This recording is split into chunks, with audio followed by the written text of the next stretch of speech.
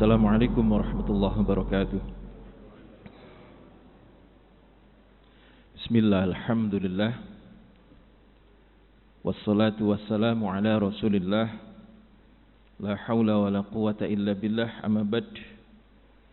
Puji syukur kehadirat Allah subhanahu wa ta'ala atas semua limpahan karunia nikmatnya. Salawat serta salam mari kita selalu haturkan kepada junjungan kita Nabi Muhammad sallallahu alaihi wasallam. Semoga kita nanti mendapatkan syafaat beliau hingga yaumul akhir. Para jamaah rahimakumullah, setelah pengepungan selama 10 hari, benteng yang pertama, benteng apa kemarin Pak? Barangkali masih ingat, Qasrun Naim, benteng Naim. Belum ada tanda-tanda bahwa benteng itu nanti akan bisa ditaklukkan. Maka kemudian Nabi mengatakan, bendera ini atau panji ini besok akan saya serahkan kepada seseorang yang dicintai oleh Allah dan Rasulnya, sekaligus mencintai Allah dan Rasulnya. Siapa kemarin Pak? Sayyidina Ali. Sayyidina Ali. Ini bukan berarti yang lain tidak dicintai dan tidak mencintai, bukan. Ini adalah cara Nabi untuk memberikan sanjungan kepada para sahabat. Tentunya Sayyidina Abu Bakar itu lebih utama daripada Sayyidina Ali. Itulah cara-cara Nabi untuk memberikan penghormatan kepada para sahabatnya. Setiap sahabat dikasih julukan masing-masing. Nah, kemudian setelah Sayyidina Ali dijadikan panglima utama atau pemimpin perang, beliau membagi pasukan menjadi 4 bagian. Yang pertama ditaruh di bagian belakang. Kemudian 2 kelompok ditaruh di bagian kanan kiri benteng dengan posisi tersembunyi. Sementara yang bagian satunya, yang keempat, itu kemudian bagian penyerangan. Maka pasukan yang bersama Sayyidina Ali, bagian penyerangan, ini kemudian mendekat ke benteng. Kemudian Sayyidina Ali sendiri bersama beberapa orang langsung mendekat ke gerbang. Dan orang-orang Yahudi yang di atas gerbang mengatakan, wahai siapa yang di bawah? Ali bin Abi Thalib. Ya, saya Ali bin Abi Thalib. Maka dengan jawaban ini orang-orang Yahudi kemudian, wah, kalah kita ini. Sebab apa kemarin Pak? Sebab orang-orang Yahudi sudah mendapatkan kisah-kisah dari orang-orang terdahulu turun-temurun bahwa yang akan menaklukkan salah satu benteng mereka adalah Ali bin Abi Thalib. Celakalah kita ini, kata mereka. Sebab yang di sana, yang di bawah sana adalah Ali bin Abi Thalib. Maka kemudian ingatan mereka kemudian tertuju kepada panglima besar mereka, yaitu sinten kemarin? Marhab. Posturnya tinggi besar, jago gulat, punya busur yang hanya dia sendiri yang bisa merentangkan, dirancang sedemikian rupa. Kira-kira nek teng jamaah mriki ini kados sinten kira-kira? Pak Santoso mungkin. Tinggi besar, jago gulat. Kira-kira begitu posturnya. Nah, pertanyaan kemarin, kenapa Marhab ini kemudian turun ke bawah untuk menghadapi Sayyidina Ali? Sementara Marhab sendiri juga tahu bahwa Ali ini nanti akan bisa menaklukkan salah satu benteng. Mungkin yang ditaklukkan adalah benteng yang pertama itu, yaitu benteng Naim. Sebab Marhab ini mempunyai seorang ibu, yang ibunya ini adalah Kalau sekarang itu paranormal, dukun, atau dalam bahasa Arabnya kahin, paranormal. Dan Marhab ini pernah dipeseni ibunya, wahai Marhab, engkau ini adalah pejuang hebat, pejuang yang luar biasa, tidak akan terkalahkan kecuali dengan seseorang yang namanya Haidar. Kecuali dengan seseorang yang namanya Haidar. Maka hati-hatilah, jangan sampai ketemu dengan orang yang namanya Haidar. Itu pesan ibunya dulu. Maka Marhab ini beranggapan bahwa bolehlah Ali ini nanti bisa menaklukkan benteng, tetapi tidak dengan mengalahkan saya. Akhirnya turun Marhab ini. Nah, begitu Marhab turun, orang-orang Yahudi sudah bersorak-sorak, wah ini kita pasti menang, tinggal ndelok tok, kita pasti menang. Wong Ali itu posturnya tidak begitu tinggi, tetapi metekel kalau dibanding dengan Marhab jauh. Seperti sinten kira-kira? Agak pendek, metekel gitu nggih. Niki dagingnya atos kira-kira, atos metekel. Sinten Pak Suroto? Mboten kula ngapunten Pak Suroto, mboten kula niki. Nggih, kira-kira ngoten lah, nggih. Nah, kira-kira nggih. Kalau ada orang yang demikian sudah berhadapan-hadapan, misalnya ngapunten Pak Santoso berhadapan dengan Pak Suroto. Kira-kira jenengan jago pundi, Pak? Pak Santoso, nggih. Ngapunten Pak Suroto. Ya, orang Yahudi pun demikian. Wah, menang lek musuh iki. Tinggal ndelok ae. Tinggal kita lihat. Maka kemudian Marhab ini saling beradu syair dengan Sayyidina Ali.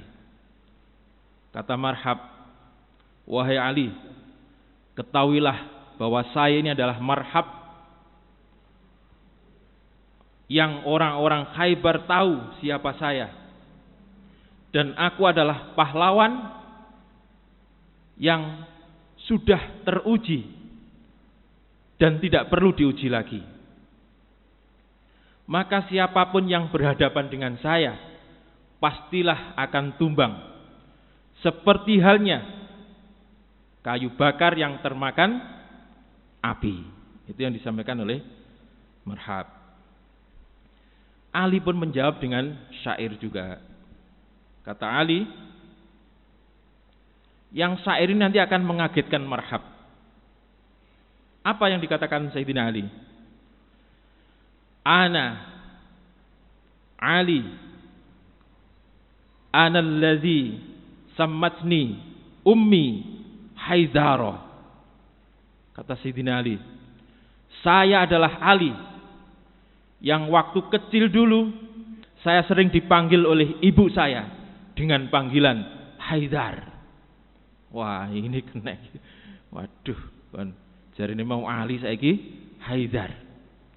Langsung grogi, Pak. Kata Ali, saya adalah Ali yang mulai kecil dulu saya sering dipanggil ibu saya dengan nama Haidar. Maka Marhab ini kemudian grogi, keringat dingin keluar. Tetapi dia mau kembali sudah gengsi. Pahlawan satu-satunya ya, sudah dielulukan berhadapan dengan Sayyidina Ali, posturnya lebih pendek dan usianya juga di bawah jauh, tiba-tiba kembali, tidak mungkin. Maka Marhab ini dengan terpaksa tetap menghadapi Sayyidina Ali. Kata Sayyidina Ali, pedangku ini sudah selalu lapar oleh orang-orang yang memusuhi Allah dan Rasulnya. Itu kata Sayyidina Ali. Maka dengan sekejap mereka saling menyerang dan tidak lama pedang Sayyidina Ali berhasil merobohkan Marhab. Itulah Sayyidina Ali. Memang Sayyidina Ali terkenal dengan kepahlawanannya. Di perang Badar, perang Uhud juga demikian. Nah, setelah tumbangnya Marhab atau orang yang terkuat itu, akhirnya mereka kemudian menyerang kaum muslimin. Pintu gerbang dibuka. Nah, siasatnya Sayyidina Ali, tadi yang dua kelompok kan berada di samping kanan dan kiri, tetapi posisi tersembunyi. Sementara yang kelompok satunya berada di belakang jauh gitu. Sementara kelompok yang satu ikut Sayyidina Ali untuk menyerang. Begitu mereka diserang, maka taktik Sayyidina Ali adalah kelompok yang bersama Sayyidina Ali ini kemudian seakan-akan ketakutan dan melarikan diri. Begitu lari, takut, yang ngejar semakin semangat, Pak. Yang di benteng kosong, semuanya keluar. Begitu semuanya keluar, kemudian pasukan yang di belakang secara maksimal menyerang orang-orang Yahudi ini. Begitu mereka mendapatkan serangan balasan yang serangannya maksimal, sebab mereka memang sudah berancang-ancang untuk nyerang, mereka kemudian lari kembali ke benteng. Maksudnya mau masuk benteng. Tetapi pasukan yang berada di samping kanan dan kiri itu kemudian menyerang, digeroboh gitu ya. Sehingga benteng kemudian posisi berada di belakang Yahudi ini. Sementara di belakang Yahudi, posisi sebelum benteng itu ada dua pasukan yang tadi tersembunyi. Maka kemudian terjadi pertempuran yang lumayan sengit dan mereka akhirnya lari menuju benteng yang selanjutnya. Jadi ini adalah jebakan, ya, jebakan Sayyidina Ali. Nah, para jamaah rahimakumullah, begitu benteng kosong karena sudah ditinggal lari untuk menuju ke benteng selanjutnya, ini mulai awal hingga penaklukan benteng pertama ini membutuhkan waktu 14 hari. Kalau kira-kira bahan makanannya seperti apa? Sudah habis 14 hari, Pak. Jadi membawa bahan makanan dari Madinah dalam waktu 14 hari itu sudah habis. Maka para sahabat dan Nabi mengharap bahwa di dalam benteng itu ada makanan. Ternyata mereka masuk ke dalam benteng kosong ternyata. Tidak ada makanan sama sekali. Dan ini memang taktik orang-orang Yahudi. Butuh waktu pinten mau, Pak? 14 hari. Ini kemudian napa niki mentalnya menjadi down kaum muslimin. Gimana nih ya? Satu benteng saja 14 hari. Sementara posisi dalam keadaan kehabisan bahan makanan. Ini terus apa? Pulang dulu ambil makanan. Bimbang, termasuk Nabi pun bimbang. Maka di dalam kebimbangan itu kemudian Nabi berdoa panjang sekali ya. Yang intinya adalah, wahai Allah, bukakanlah buat kami kemenangan, paling tidak tunjukkan kepada kami benteng mana setelah ini yang menyimpan bahan makanan. Maka kemudian pasukan muslimin ini keluar untuk menuju benteng yang orang-orang Yahudi tadi masuk ke dalamnya. Mereka menjumpai ada sebuah benteng lagi, nanti yang terkenal dengan benteng Sa'ab bin Mu'ad. Sa'ab bin Mu'ad.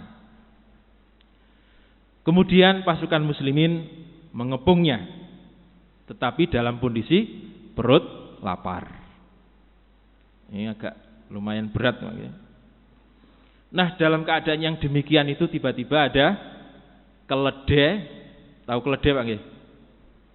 Pernah lihat di YouTube atau di TV kan nggih? Kayak kuda tapi kecil gitu. Keledai. Nah, keledai ini kan larinya enggak begitu cepat. Ditangkap oleh para sahabat.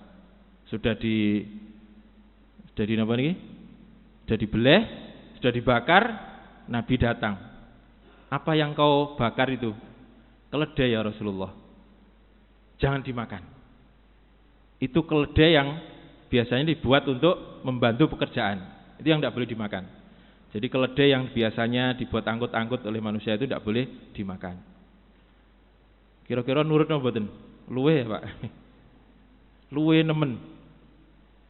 Ternyata hebatnya para sahabat itu semuanya kemudian sami'na wa ata'na. Ngrungokno lan mengikuti. Tunduk. Itulah para sahabat. Walaupun dalam hati masih belum bisa menerima. Itu kehebatan para sahabat. Untuk masalah hati ditata kemudian. Tetapi ketika Allah dan Rasulnya memerintahkan untuk tidak, maka mereka langsung tidak melakukan. Maka di saat itu pula Nabi kemudian memberikan penjelasan bahwa beberapa hewan itu juga tidak boleh dimakan. Di antaranya adalah hewan yang mempunyai kuku untuk berburu. Itu juga tidak boleh dimakan. Seperti burung cendet, terus elang. Itu kan kukunya tajam itu, Pak. Bisa mencengkeram, bahkan anak kambing pun bisa ke bawah. Tidak boleh. Terus yang kalau burung itu yang paruhnya lencip, paruhnya tajam, tidak boleh dimakan juga. Atau binatang yang mempunyai taring, tidak boleh dimakan, dan sebagainya. Kemudian para sahabat sami'na wa ata'na, mendengarkan dan mematuhinya. Itulah kehebatan para sahabat. Walaupun dalam hati itu masih belum bisa menerima. Kalau kita mungkin, ya Rasulullah, ini kan posisi darurat, masa tidak boleh? Kalau kita mungkin ngenyang begitu. Maka para jamaah rahimakumullah, di benteng yang kedua ini, itu orang-orang Yahudi itu mengembalakan ternak mereka di sekitar benteng. Dengan cara apa? Jadi ternak mereka digembalakan di sekitar benteng, sementara mereka mengawasi dari atas sambil bersiap siaga dengan anak panahnya. Kalau ada pasukan muslimin yang berusaha mencuri atau mengambil ternak untuk makan, langsung ditembak dengan panah. Maka di saat seperti itu kemudian Nabi mengatakan, siapakah di antara kalian, para sahabatku, yang bisa mengambil ternak mereka? Angel nih, karena bahayanya adalah langsung dipanah dari atas. Ternyata ada orang, Pak, yang angkat tangan. Nama jelasnya tidak dikisahkan, tapi orang ini mempunyai julukan Abu Dabs. Maka Abu Dabs ini kemudian angkat tangan, saya ya Rasulullah. Maka kemudian Nabi, silakan.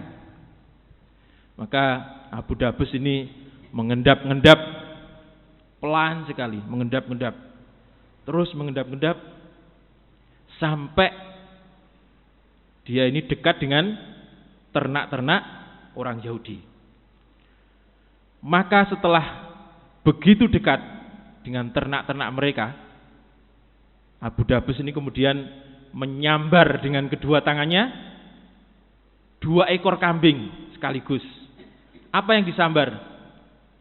Kira-kira apa nih? Kaki depannya yang disambar. Kaki depannya disambar, kemudian langsung lari kembali. Jadi semua sahabat ini kagum, mulai dari mengendap-endap ini sudah deg-deg gitu, Pak. Gimana ini kalau sampai kena panah? Mengendap-endap. Begitu dekat langsung menyambar 2 ekor kambing, yang dipegang adalah kaki depannya. Kemudian lari secepat-cepatnya menuju ke kaum muslimin.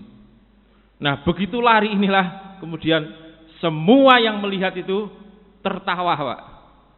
Sebab melihat kambing 2 itu tadi, itu kan kaki depannya dipegang. Larinya seperti apa kira-kira? Kayak kanguru gitu nih, kunculuk. Nah, begitu lihat begitu, semua sahabat tertawa semuanya gitu. Saking lucunya. Bahkan orang Yahudi yang berada di atas itu ikut tertawa. Saking lucunya lihat kambing 2 itu yang lari sambil kucul gitu. Sampai lupa untuk memanahnya. Saking lucu nih, temenggengen paling. Semuanya tertawa. Itulah yang terjadi. Maka lumayan mendapatkan 2 ekor kambing untuk mengganjal perut. Nah, para jamaah rahimakumullah, namun masih ada yang harus dipikirkan, yaitu bagaimana cara menaklukkan benteng ini. Kalau menggunakan cara Sayyidina Ali tadi, mereka sudah tahu pasti tidak akan mau keluar. Sementara mereka dalam waktu 3 hari itu mereka hanya buka tutup gitu. Gerbangnya dibuka, kalau mau ternaknya mau dikeluarkan, nanti kalau ternaknya sudah masuk ditutup lagi. Itu pun diawasi dengan anak panah yang berada di atas. Gimana ya caranya ini? Kalau pakai jebakan seperti yang pertama, pasti mereka sudah tahu dan mereka tidak akan mengulangi kesalahan 2 kali. Maka akhirnya diputuskan strategi yang rodok nyeleneh. Jangan pernah lihat Pak, atau pernah ketemu atau pernah megang mungkin burung yang kalau dipegang itu pura-pura mati. Tapi begitu telapak tangannya dibuka, tiba-tiba terbang. Pernah Pak? Pernah lihat ya? Saya pernah megang Pak, enggak tahu burung apa itu namanya, lupa. Maka inilah yang digunakan siasat tentara kaum muslimin. Maka kemudian mereka pura-pura tidak berdaya, sebab memang tidak makan. Lemes. Didelok teko doan niku ketok tentekan panganan, lemes. Jadi makanan ini penting juga, Bang. Lemes semuanya. Melihat yang demikian, orang-orang Yahudi yang berada di atas kemudian ngontak tentara-tentara yang berada di bawah untuk menyerang kaum muslimin. Tinggal seret-seret langsung habis semua, posisi sudah tak berdaya. Pikir mereka. Tetapi ini adalah siasat. Maka kemudian gerbang dibuka, mereka keluar dengan kekuatan penuh untuk menyerang kaum muslimin. Lalu bagaimana perlawanan kaum muslimin akan kita bahas pada pertemuan yang akan datang. Demikian, kurang lebihnya mohon maaf. Mudah-mudahan manfaat. Wassalamualaikum warahmatullahi wabarakatuh.